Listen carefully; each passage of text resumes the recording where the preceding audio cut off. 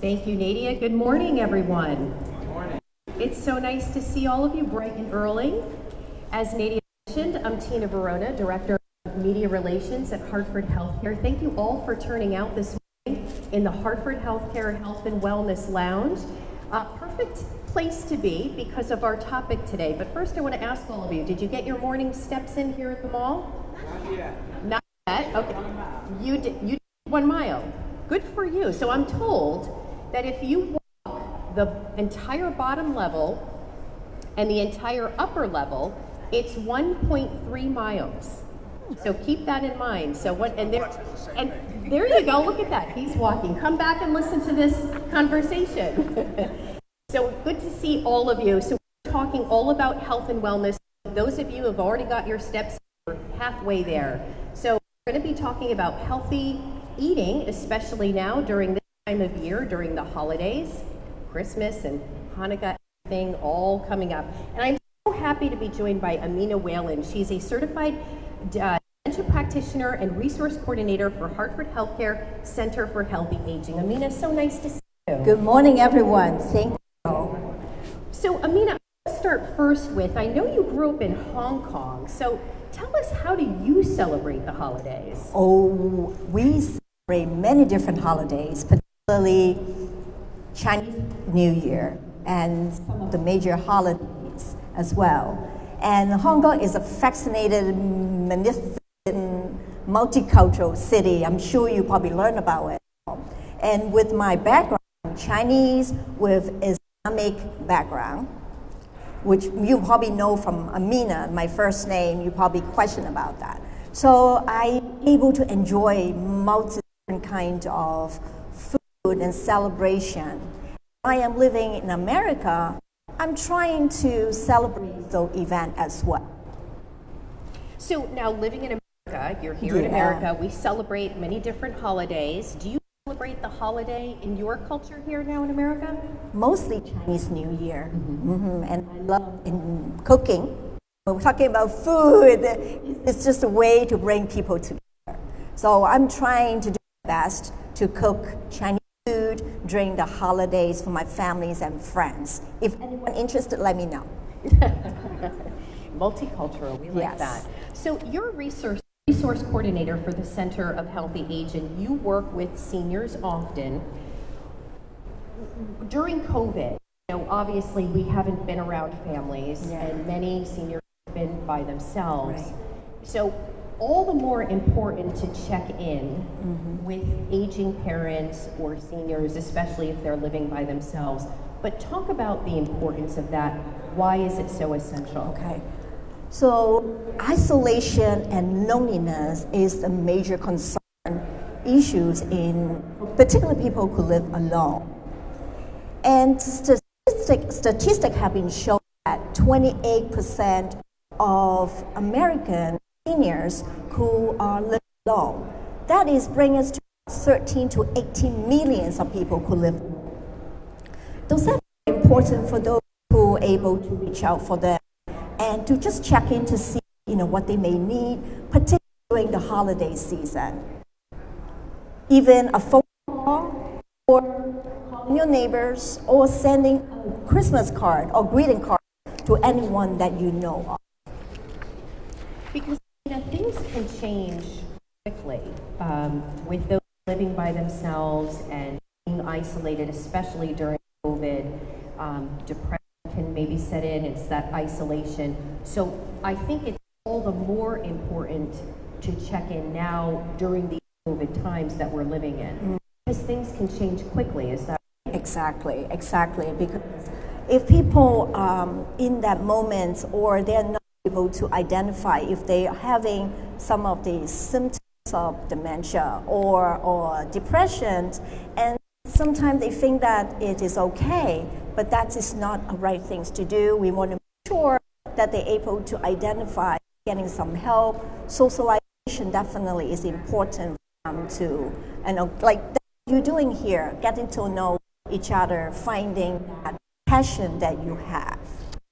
I want to ask everybody in the audience, you're vaccinated. Have you all gotten your booster shots as well? Good. That's important It's an important message, Amina, as we head in and we hear about the Omicron variant. Really important for people, not only that they're fully vaccinated, but that they get boosted, because your immune system, you need that boost. So that's important, especially around the holidays. If you think you're gathering with family, let's talk a little bit about that, the togetherness that we've been missing for the last year or so. Right. And of course, holiday season is everybody would like to gather with their families and friends. Yet, but sometimes people not feeling comfortable because they worries. But this is okay. I think that will let us see if it's okay. And if you don't feel comfortable getting to your friends and family, that is also fine too. But I think it's all about how we feel and listen to us. Listen to our heart, what we want to do.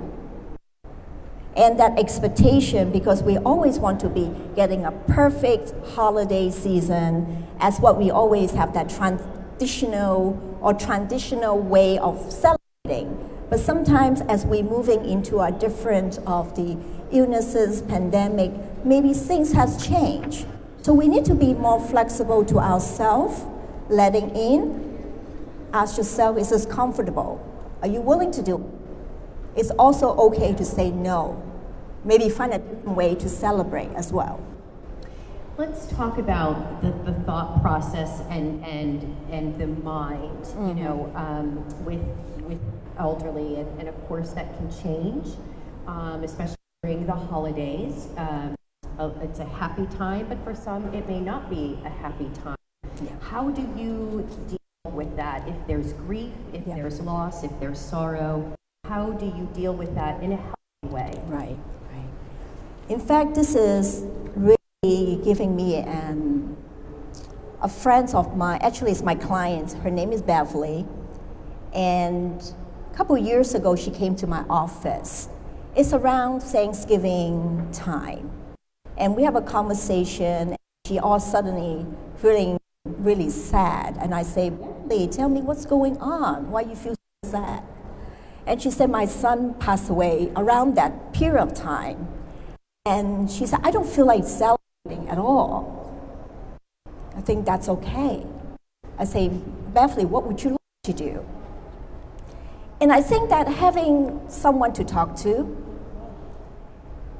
share those emotional moments, and I think that is important. Sometimes I cannot fix everything, what happened to her life, but at least that she reach out to me and have those conversations. That's important to have someone to talk to. And I also recommend her, if she need more help, and she can talk to her primary doctor to see is any kind of therapist maybe help her in the longer way. I was going to ask you, if someone is by themselves, don't have anybody to talk to, there are resources. Talk a little bit about that. Yes. We are here to listen to everyone. I'm a resource coordinator at the Center for Healthy Aging, and I'm not a therapist, but sometimes I would love to listen to people's stories and sharing that what in their mind, and sometimes we can brainstorming some ideas. You know, what is your support system? I think it's always coming to me and asking about what is our support system? Sometimes we forget about, even though we live alone.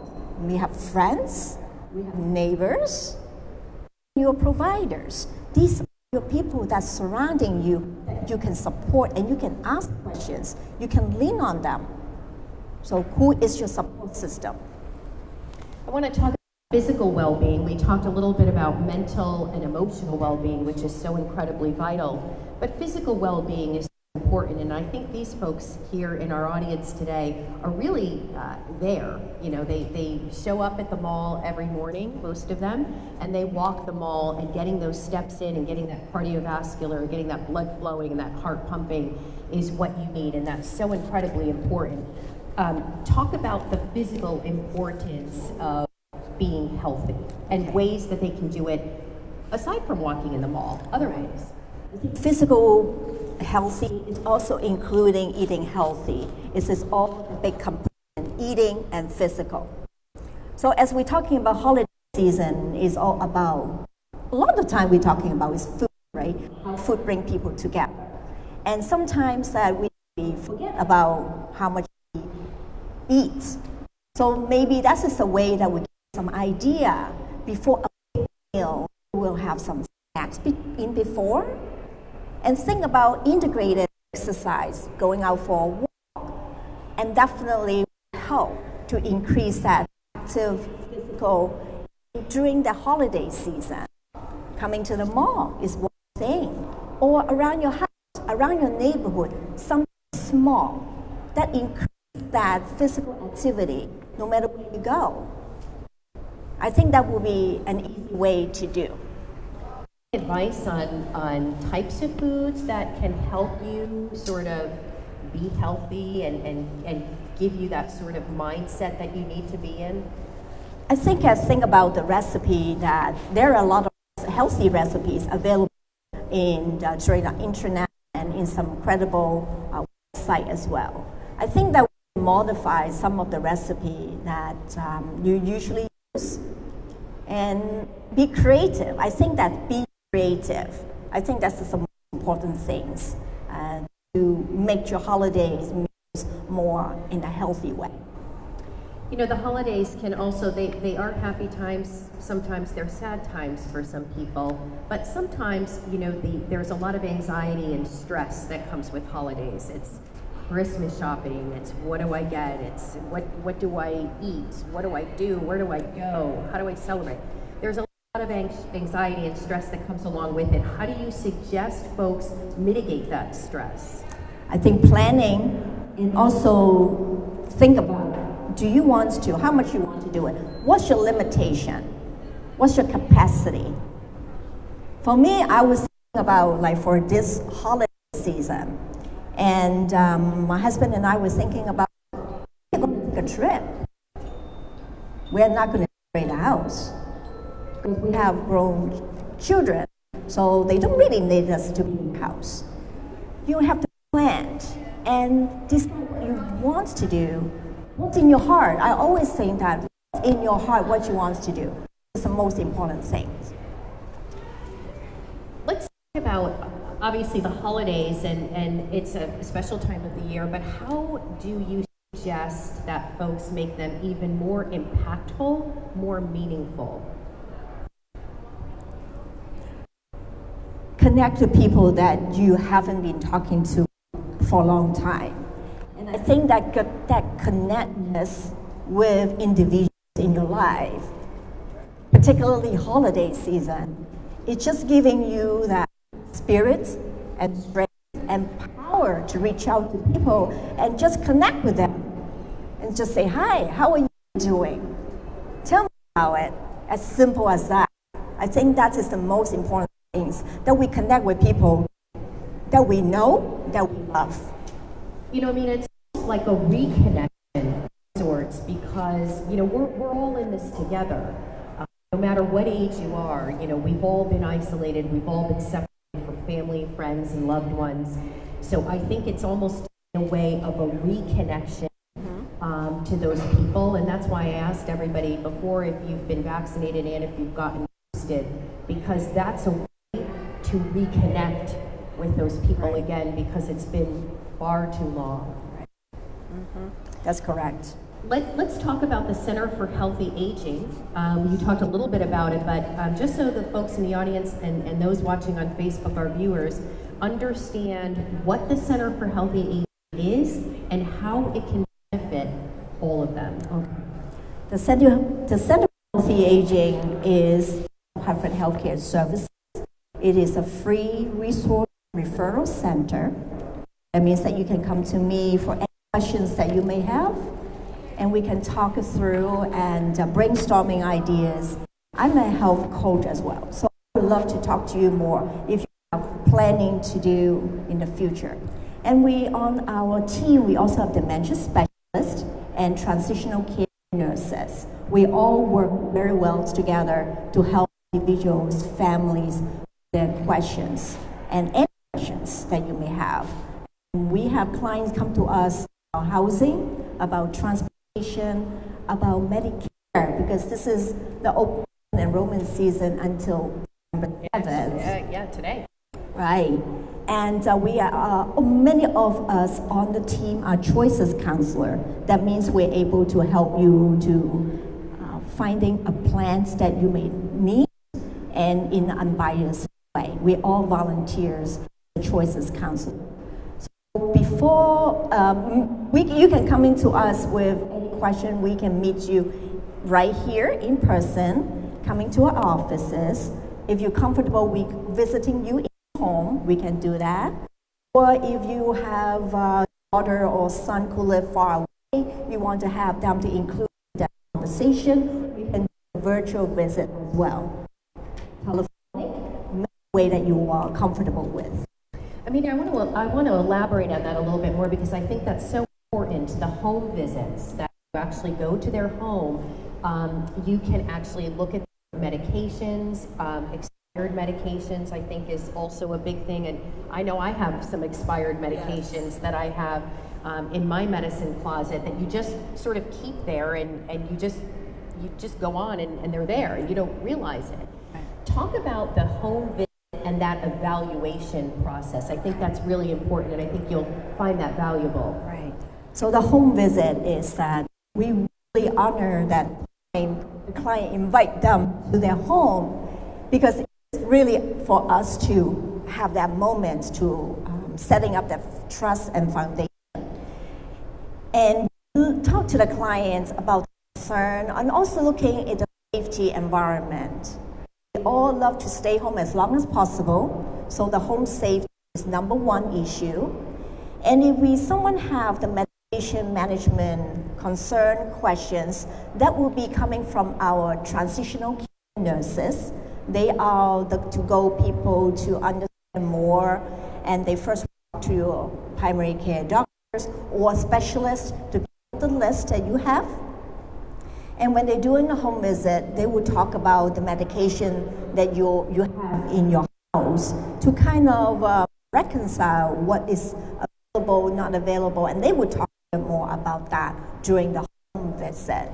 And the home visit for transitional care nurses can up to 2 hours because they really want to understand what's that client's concern and as well as share those information back to the providers as well. And sometimes the question can coming back to us as a resource coordinator to find out perhaps this client may need more community support. So for me to reach out to the client later on to find out what they may need. For us, it is a long-term commitment to all of you. We don't just say, hey, we're done and bye-bye. We come and check in with you, or you can always call us anytime that you may need and some brainstorming or anything that you come into your mind. We are here for. Also part of that home visit, and I know from doing a lot of stories with you guys in the past, but you also look at the house if there are any hazards in the house. Rugs that might be up that could be hazardous and trips and falls, and looking inside the refrigerator to make sure that they're eating healthy and getting well-balanced meals. That's all part of that evaluation process. Yes. Nurses will do it more on the clinical way. And as a resource coordinator, we do some of those elements, particularly looking into an individual's, what is their daily living looks like. If they need more help, did they need more support? So it's all about that conversation that we involved, find out more about the client. Sometimes having those conversations is very important. Absolutely. I think to a certain degree, we could all use that sort of evaluation process. I'd love somebody to come into my and see, because you just don't realize sometimes there could be potential hazards or things that you just may overlook or not even think about. Amina, let's talk about children of parents who may not live in the same state as their parents. How do they and their parents be alone? How do they navigate? And I know that's where you guys come in and really help with that support, but how do they navigate from afar? Yeah, it definitely is very difficult for children who wants to help their parents who live here in Connecticut or live far away. It's all depending on what the family is looking for, and we do have resources. And for example, we can suggest that geriatric case manager, depending on what the client's funding, there's a lot of questions involved with the background information, sharing information, to brainstorming what is the right information or what things for the family to do. Or perhaps hire someone in the home, perhaps looking for volunteers to coming in to join in for socialization, doing some lighthouse work, things like that. So a lot of thinking process to help the children to understand. I think that's one of the big issues for children to understand where to start. I think where to start is majorities of my clients' questions. Moms, for example, mom's in the hospital now. I am living in Georgia. What should I do? I cannot stay here long. I need to go home, do my work, my family. So since we're having that conversation, starting from finance situation, support system, neighbors, looking for local resources, the town perspective, from the state perspective, what is available. So those are the conversation in process. Everything is a process. It's nothing a shortcut say, what should we do now? So a lot of planning. I would suggest if anyone here thinking about what you want to do or what you want to be in the next 5 years, it's about planning process. And sometimes that planning process brings forth courageous conversations because you could potentially be talking about transitional ways of life and changes, and that's difficult for many. But you help with that. Talk a little bit about the support, because I like what you said earlier. It's not just an evaluation. You come in home and you make suggestions and then you leave, only never to be heard from again. You sort of are there every step of the way.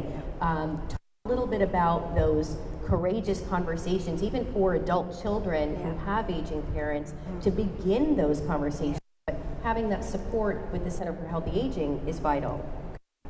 So for me and my colleagues, we want to learn about you. We'll learn about our client, your background, sharing those information, sharing those stories. I think that is the most important things that we will start putting those trusts together and start to think about resources, what is available.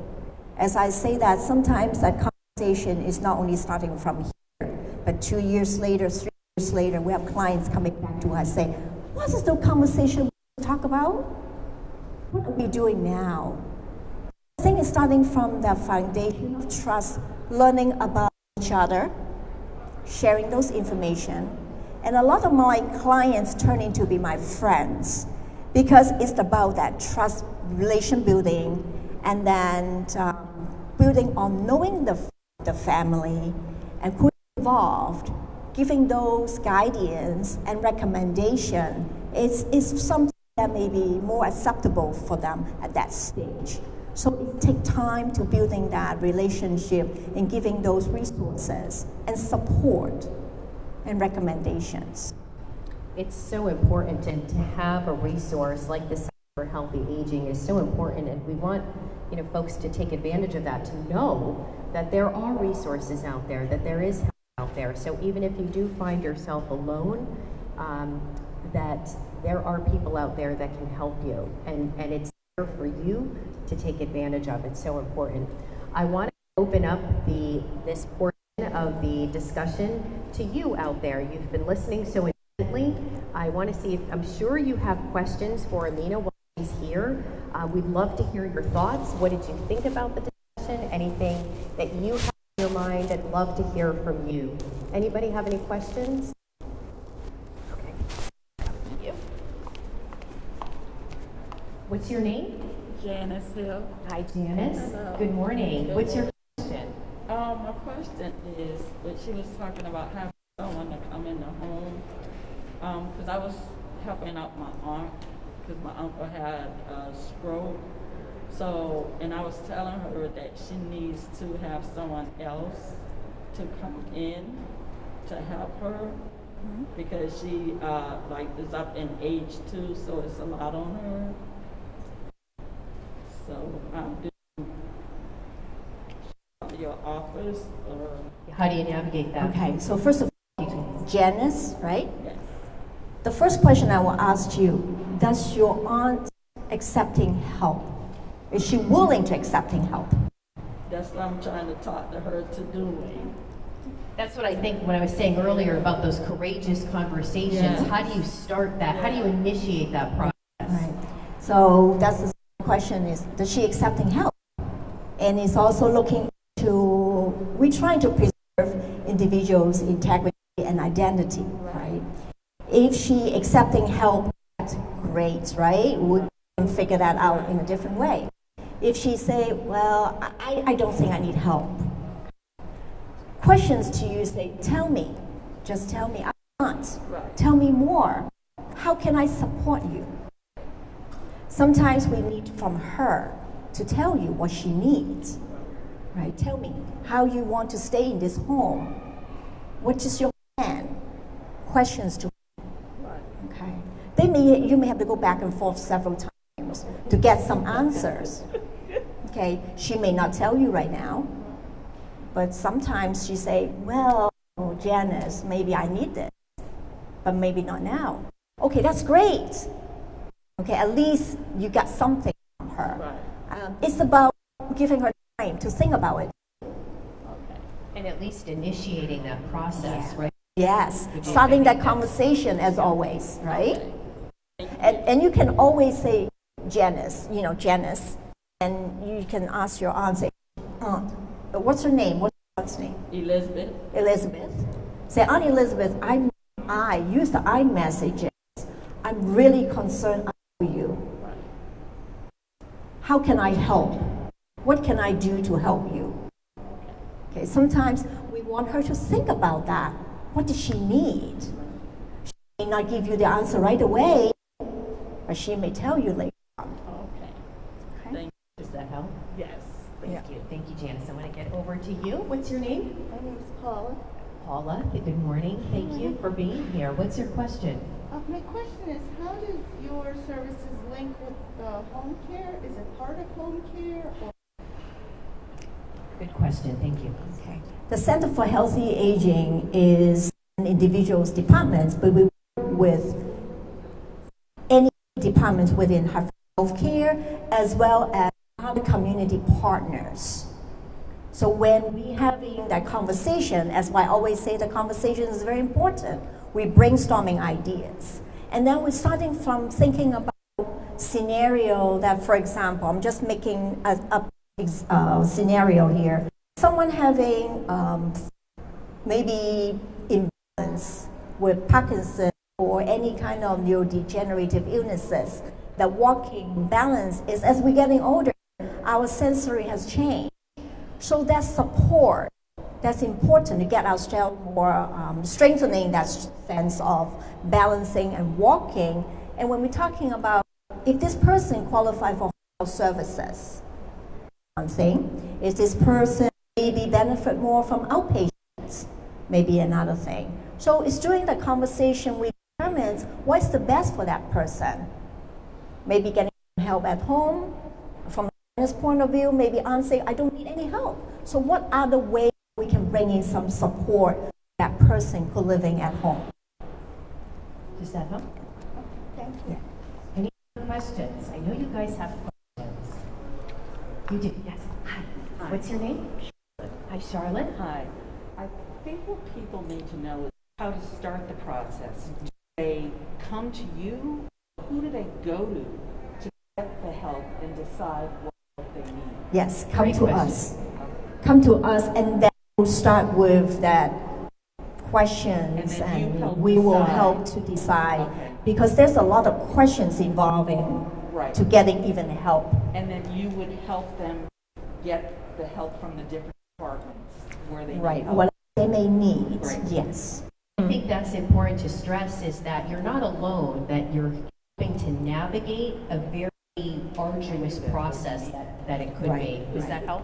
Yes, thank you very much. And sometimes we also depending on how the family works as well, the family dynamic and individual wishes. Some people like to just on those resources and they make those phone calls, make those connections. And sometimes they prefer us to make those connections for them. Does that help? Process. Yeah. Back in the corner. Hang on, I'm coming to you. Raymond, hang on, Raymond, so everybody can hear you. Hi, Raymond, what's your question? To piggyback on the young lady over there, do you need your primary approval, prior approval? Because there are many departments, programs within Hartford Healthcare that you need your primary approval first. Right. Right, You the mean referral. referral Yeah. or an order. Right. Yep. So for me, yes, we can communicate with your primary care doctor. So We're able to communicate with your primary care doctor. Say, for example, someone needs an outpatient physical therapy. And I can make that connection with the primary care doctor, say, hey, Raymond may need something like that. okay. Can you do an order? Okay. So sometimes we can make those connections. So this afternoon we could call you up and make an appointment and come see you. Yeah, just call me first. We can set up a time. May not be this afternoon, but we set up a time. Right. Well, that's what I'm saying. Okay. Very good. Thank you. Yeah. Raymond is anxious. We like to see that. Thank you, Raymond. Good question. But it's an important question because to know that those resources are available, that you can pick the phone and make that call, like I said before, there is help out there, and to never feel like you're alone. There are resources, and that's for you to take advantage of. Any other questions? What's your first name? Claudette, Hi, Claudette. do you come out to the home with like a screening test for cancer and stuff like that? A screening test for dementia. Screening You come test to for the dementia. We do memory screening. Actually, I am a dementia practitioner, and I do memory screening. I do a lot of memory screening out in the community as well. Yes, we can do that. Amina, what does that entail? And there's a test that is from St. Louis, Missouri's University that we use. It's a short called SAMS. It's not very pleasant, but this is from St. Louis University, and that is a test. It's about 15 maximum to just get one baseline. It's not assessment. It's just a screening tool to determine if someone may have that risk of memories issue. And of course, memory issue is another topic and involving so many things in our life. Stress is one of them. So when we're talking about holiday season, stress is a component into it. But don't diagnose yourself with any kind of memory impairment. You need to have official clinical diagnosis. Stress can certainly be a catalyst to so many other things, not just memory, but other illnesses in general.